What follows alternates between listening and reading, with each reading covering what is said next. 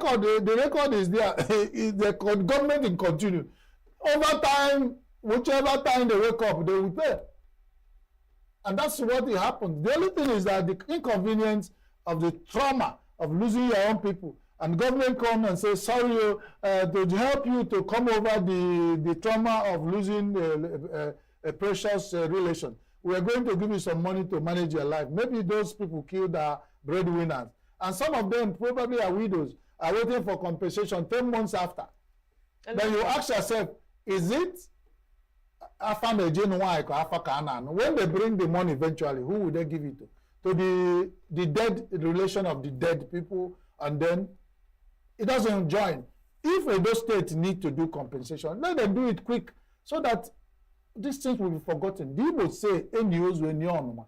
Once you bury a corpse and all that join with it, and even if the person died by accident or hit and run, once the corpse is buried and all those burial rites are done and compensation is done, the people begin to forget. But as far as it lingers, those 17 victims and the multiplier effect of their relation will not forget Edo State. So Edo State is owing and they will pay. That's all it is. The sooner they pay, the better, so that we waive it again as a forgone thing. Otherwise, it keep haunting Edo State. And it's shameful because Edo State would have paid this. It's coming up again in the news. I think all the establishment managing Edo State and all the people involved in managing Edo State should hide their face in shame.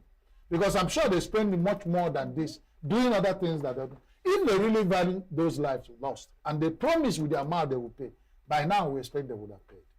Right, now there's another worrying headline that reptiles take over FCT Health Center. Some people have added some spiritual things to Nanya, if Nanya the gospel singer, because they said even the story that began with Nanya, she died, she was beaten by a snake, was taken around all the FCT clinics. Nobody could find antivenom to cure her, and she died. When they were taking her corpse home, it was a viral video that even snake was hiding under the ambulance. They had to kill the snake on the road, and the very ambulance broke down more than 20 times before they took her home.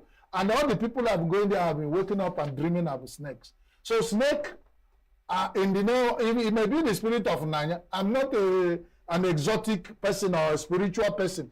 But if the spirit of Nanya comes back haunting FCT clinic, that they do not, when somebody was beaten by snake, in Nigeria, federal capital territory of Nigeria, no hospital had antivenom to cure a young, growing Nigerian. He lost her life by that. Then he's going to haunt Abuja for long. Snake have not started.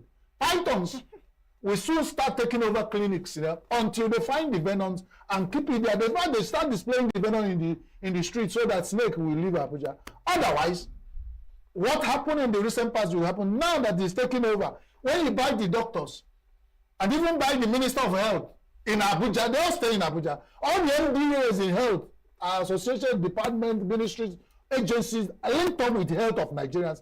And that is even the shameful thing. If snake has taken over clinic in FCT, Federal Capital Territory of Federal Republic of Nigeria, imagine what is happening in villages.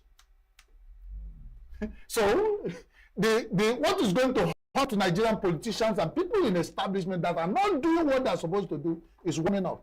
What goes wrong will come.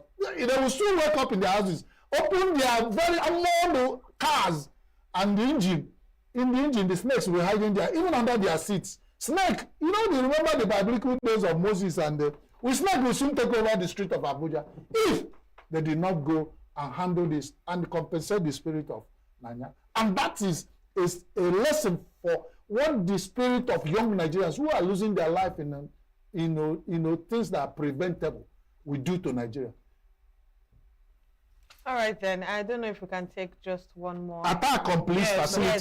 45 police officers die in 1 year. Now, when you do attackers can go to police stations that have AK-47, well-established facilities and all. And the IGP of Nigeria is saying this. Is the person who has told us boldly and proudly that we lost 45, a lot of attacks on our facilities. You can imagine what happens to citizens if the attackers have bold mind to go to police station, attack, kill police officers, what ordinary Nigerian citizen is suffering. These are, one thing is, you know, I tell you, when wind blows, you see the nyash of chicken. Every time we look at the headline of Nigerian newspaper, every morning on Signature Television, we see the loopholes that exist in our life as Nigerians. And I don't think that this our Nigerian people in authority still read newspapers. They probably be reading other things. If they read Nigerian newspapers, they will bury themselves in shame. And they begin to call up some of these headlines in anywhere they are making policies. Because since the last 1 year, most of the things that will happen in Nigerian newspapers keep repeating itself. We have not heard that National Assembly had called up one of the issues in Nigerian newspapers. State houses of assemblies, even the local government, we don't see any of them calling these subjects up as something that is worth to be discussed. So you keep asking yourself, what do they speak? What do they talk about when they gather and collect allowance?